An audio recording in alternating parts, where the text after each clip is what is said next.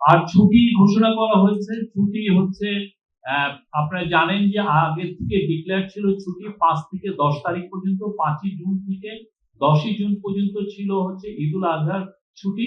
কিন্তু দেখা যাচ্ছে যে ওয়েডনেসডে অ্যান্ড থার্সডে, যেটা জুন ১১ এবং ১২, অনেক ক্ষেত্রেই সেইটাকে ছুটি ঘোষণা করে ১৭ই মে এবং ২৪শে মে এই ২ টা দিন, ২ টা স্যাটারডে সরকারি কর্মচারীরা বা যেগুলো আধা সরকারি বা অটোনমাস এখানে যারা কর্মচারী আছেন তারা এই ২ দিন কাজ করবেন, বিনিময়ে এই ১১ এবং ১২ তারিখে এই ছুটিটা ঘোষিত হবে।